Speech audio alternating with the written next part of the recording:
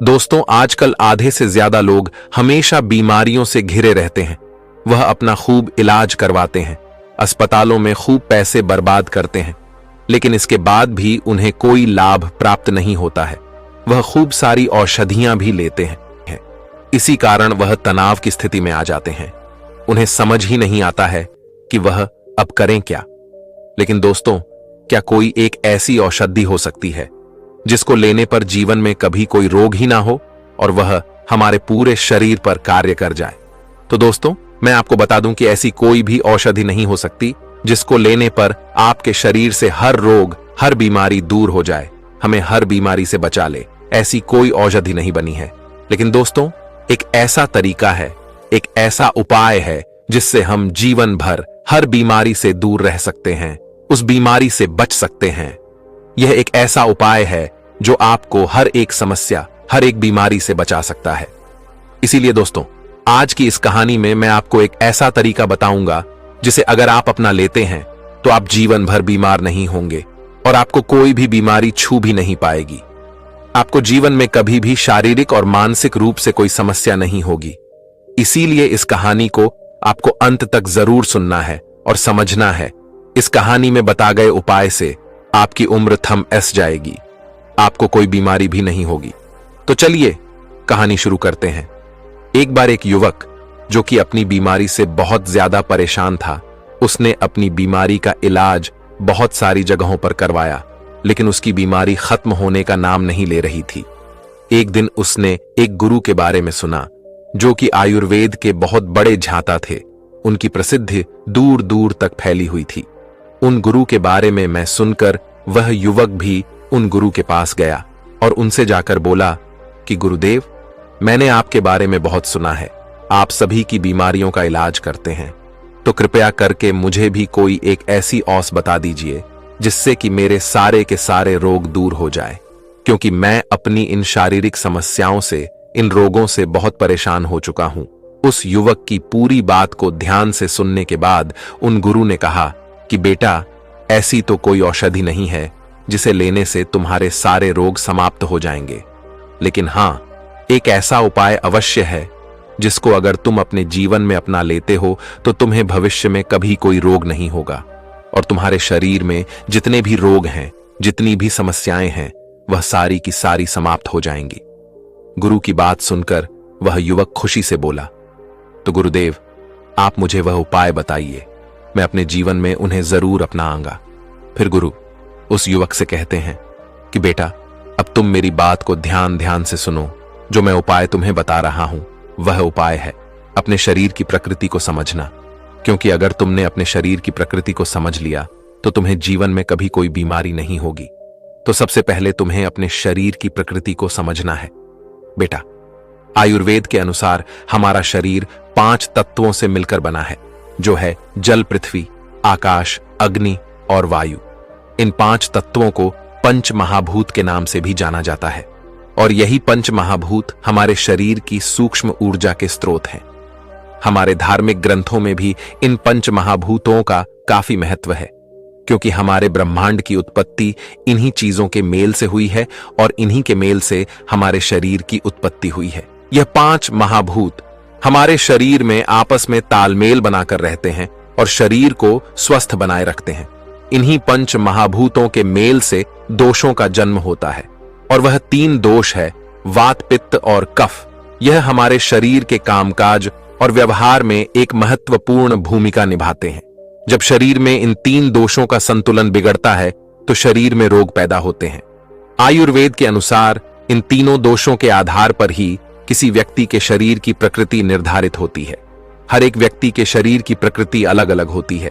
किसी का शरीर वात प्रकृति का होता है, किसी का पित्त और किसी का कफ प्रवृत्ति का होता है। आपके शरीर में जो दोष अधिक होता है उसी के अनुसार आपके शरीर की प्रकृति निर्धारित होती है। वात दोष वायु व आकाश से बनता है, पित्त दोष अग्नि व जल से बनता है और कफ दोष पृथ्वी व जल से बनता है। बेटा, इन तीनों दोषों के बढ़ने से ही हमारे शरीर में बीमारियां बढ़ती हैं। इसके बाद गुरु बोलते हैं कि ध्यान से सुनो बेटा, आज मैं तुम्हें यह बताऊंगा कि हम अपने पूरे स्वास्थ्य को कैसे ठीक रख सकते हैं और शरीर की हर भयानक बीमारी से बच सकते हैं। और यह तरीका है अपने शरीर की प्रकृति को समझना, अपने शरीर की प्रकृति को हमेशा संतुलित रखना। इससे आपका बल भी बढ़ेगा और आपका सौंदर्य भी बढ़ेगा। हर प्रकार से आपको इससे लाभ प्राप्त होगा। और इसके लिए आपको करना क्या है? इसके लिए आपको वात, पित्त, कफ इन तीनों सिद्धांतों को अच्छे से समझना होगा। फिर गुरु उस व्यक्ति से कहते हैं कि पहले सिद्धांत में आप यह सम कि हमारे शरीर की प्रकृति कैसी होती है और उस प्रकृति के लक्षण क्या होते हैं, अगर वह असंतुलित हो जाए तो उसे संतुलित कैसे करें। फिर वह गुरु बोलते हैं कि सबसे पहले मैं तुम्हें वात प्रकृति के बारे में बताता हूं। वात प्रकृति की स्थिति में आपके बालों पर, आपकी आंखों पर, आपकी त्वचा पर प्रभाव पड़ता है। आपके बाल रूखे रूखे होना शुरू हो जाते हैं और झड़ने लगते हैं। और जब आपके बाल झड़ने लगते हैं तो आप उसके लिए कई प्रकार के तेलों का प्रयोग करते हैं, विभिन्न प्रकार की औषधियों का प्रयोग करते हैं, लेकिन तब भी लाभ प्राप्त नहीं होता है। ऐसी स्थिति में आपको समझ लेना है कि आपका वात बिगड़ा हुआ है। इसके अलावा वात रोग में आपकी आंखों की रोशनी कम होने लगती है, आपकी त्वचा रूखी रूखी होना शुरू हो जाती है और त्वचा और चेहरे पर झुर्रियां पड़ने लगती हैं। और यह सभी जो हैं वह वात प्रभाव के कारण है। तो अगर आपके साथ ऐसा हो रहा है तो आप समझे कि यह वात का प्रभाव है। आपके शरीर में वात बढ़ा हुआ है। अगर आपको जोड़ों में दर्द है, कमर में अकारण ही दर्द होता है, तो यह सब वात के प्रभाव के कारण ही हो रहा है। वात के प्रभाव में लोगों को भूख अच्छी नहीं लगती है, सामान्य सी लगती है, ना ज्यादा लगती है ना कम लगती है। लेकिन इन लोगों को गैस की समस्या, पेट फूलने की समस्या का अनुभव होता है और खट्टी खट्टी डकार आती है और शरीर में अधोमार्ग से वायु का निष्कर्ष होता है। इस प्रकार की स्थिति को बनती है और साथ ही साथ कॉन्स्टिपेशन यानी कब्ज की शिकायत रहती है, क्योंकि मल को वह सुखा है। वात का जो मुख्य स्थान होता है वह आपकी आंतें होती है और यह यहां पर आपके मल को सुखाकर कॉन्स्टिपेशन की समस्या खड़ी करती है। तो आपको बार बार इससे कब्ज की समस्या रहती है, मल ठीक से निष्कासित नहीं होता है। तो आप यह समझ लेना कि आपके शरीर में वात बहुत बुरी तरह बिगड़ चुका है। गुरु की ऐसी बातें सुन वह व्यक्ति बोला कि गुरुदेव, आपने ठीक कहा। यह जो आपने सभी प्रकार के लक्षण बताए हैं, उनमें से कहीं लक्षणों से मैं बुरी तरह झूम रहा हूं। मुझे बुरी तरह वह अपने अंदर, अपने भीतर दिखाई दे रहे हैं। इसके बाद गुरु उस युवक से बोलते हैं कि बेटा, अब तुम मन की स्थिति के बारे में समझो, क्योंकि वात के प्रभाव की स्थिति में मन चंचल रहता है, एक जगह पर ठहरता नहीं है। मन बार बार अलग अलग स्थानों पर भटकता रहता है। अगर आप ध्यान का अभ्यास करते हैं और अपने काम में एकाग्र रहने की कोशिश करते हैं तो कोशिश करना मुश्किल होगा, ध्यान बहुत ज्यादा भटके, यह बात का प्रभाव होता है। फिर गुरुदेव उस व्यक्ति से बोलते हैं, अब मैं तुम्हें यह बताता हूं कि अगर आपके शरीर में वात बिगड़ जाता है, वात प्रभाव बढ़ता है, तो आप किन चीजों का प्रयोग करें ताकि वह संतुलित हो सके। तो आपको मुख्य रूप से बासी भोजन और भारी भोजन कभी नहीं करना है। जब आप ज्यादा मात्रा में भोजन कर लेते हैं तो आपके पेट पर दबाव पड़ता है और फिर वह भोजन आपके पेट में सड़ता रहता है, तो वहां पर वात बनना शुरू हो जाता है और जो आपकी पाचन शक्ति है वह भी मध्यम हो जाती है, वह भी तेजी से काम नहीं कर पाती है। ऐसा नहीं होता है कि वह कुछ भी पचा लेगी, तो आपको भारी भोजन नहीं करना है, गृह भोजन नहीं करना है, हल्का सुपाच्य और संतुलित भोजन ही करना है। अब मैं तुम्हें बताता हूं कि वात को खत्म कैसे किया जा सकता है। इसमें आपको गाय के देसी घी का प्रयोग करना है।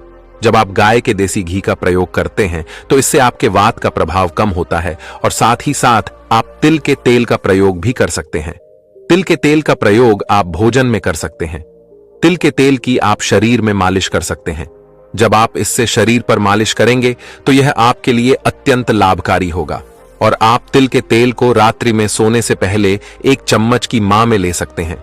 यह कब्ज के लिए बहुत अच्छा है और आपके वात के प्रभाव को शांत रखने के लिए बहुत ही अच्छा है। इसके साथ ही आपको व्यायाम करना है, लेकिन व्यायाम आपको कितना करना है, तो आपको बहुत ज्यादा व्यायाम नहीं करना है।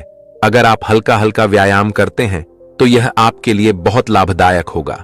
इसके बाद गुरु उस युवक को पित्त के प्रभाव के बारे में बताते हुए कहते हैं कि बेटा, अगर आपके शरीर में पित्त के लक्षण हो तो उसे कैसे संतुलित करें। अगर आपके शरीर में पित्त बढ़ा हुआ रहेगा तो उसके कुछ लक्षण आपको नजर आएंगे, जैसे कि बाल असमय ही सफेद होने लगे होंगे।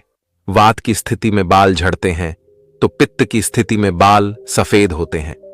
अगर आपके बाल सफेद हो रहे हैं तो समझ जाइए कि पित्त का प्रभाव जो है वह बढ़ चुका है। चेहरे पर कील मुहां से फोड़े फंसे की समस्या और पिंपल की समस्या होने लगती है।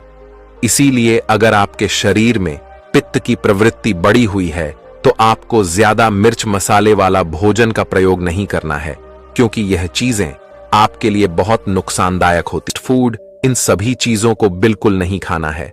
आपको इन सब चीजों को बिल्कुल त्याग देना है, क्योंकि इन सब से एसिड बनता है। आपको खट्टी डकार आती है। कब्ज की समस्या आपको ज्यादा बढ़ सकती है। शरीर में पित्त ज्यादा बढ़ा हुआ रहता है तो आपका पाचन तंत्र खराब हो जाता है। तो ऐसे में आपको सबसे पहले ध्यान देना होगा। आहार में आपको अपने आहार का ध्यान रखना होगा।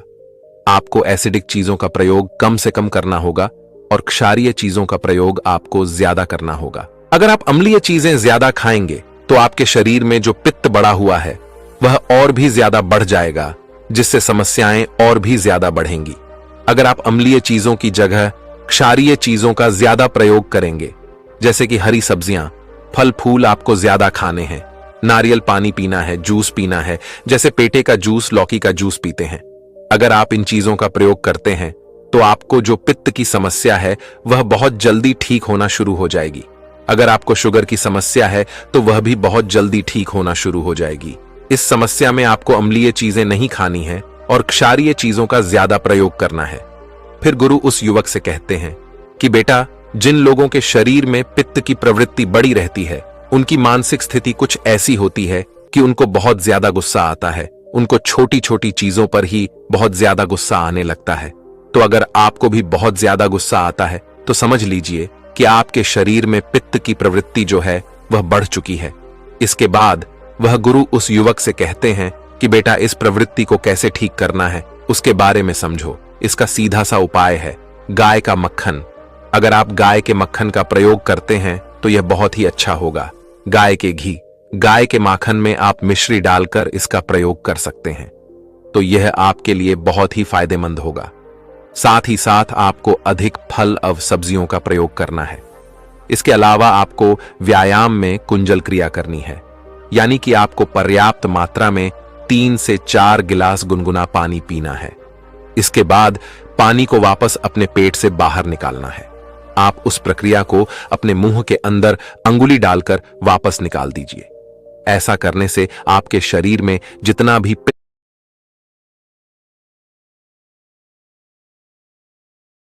आपको ध्यान का अभ्यास और योग का अभ्यास करना है। इससे आपका मन, आपका पित्त बढ़ा हुआ है, लेकिन जब आप इन सब नियमों का पालन करेंगे तो आपके शरीर से सारी बीमारियां दूर हो जाएंगी। इसके बाद गुरु उस युवक से कहते हैं कि बेटा, अब बात करते हैं कि कफ प्रवृत्ति के क्या लक्षण होते हैं।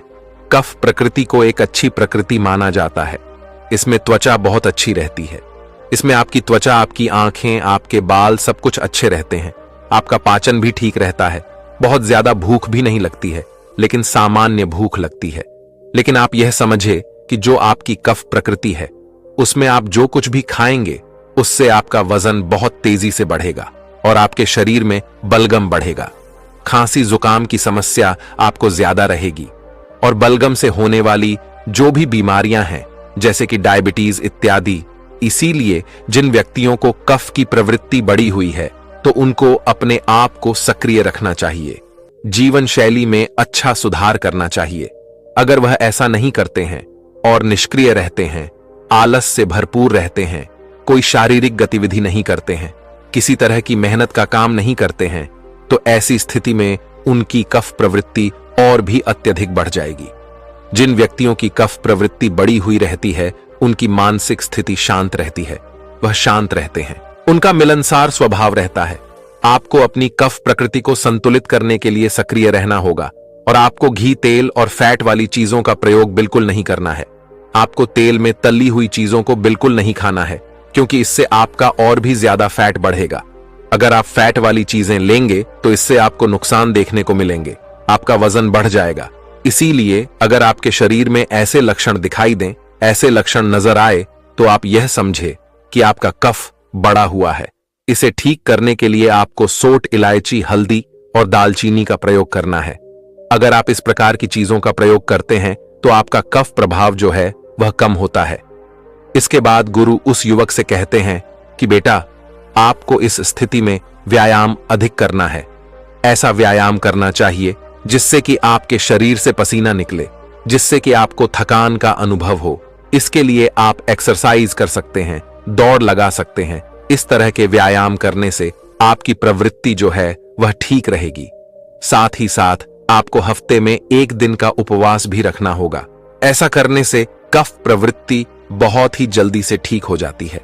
फिर गुरु युवक से कहते हैं कि बेटा, जब हमारे शरीर में यह तीनों प्रवृत्तियां ठीक होती हैं तो हमारे शरीर में कभी कोई बीमारी नहीं होती है। इसीलिए तुम्हें बस अपने इन तीनों दोषों को संतुलन में रखना है। उसके बाद उस व्यक्ति को सभी बीमारियों की जड़ समझ में आ गई थी और साथ ही उसे अपनी सभी बीमारियों को ठीक करने के उपाय भी मिल गए थे। और अब उस व्यक्ति ने गुरुदेव को धन्यवाद दिया और उस जीवन शैली को अपने जीवन में लागू करने का प्रण लिया और फिर वहां से गुरुदेव से आज्ञा लेकर चला गया। तो दोस्तों, उम्मीद करता हूं आपको इस कहानी से जरूर बहुत कुछ सीखने को मिली होगी। ये कहानी आपको कैसी लगी?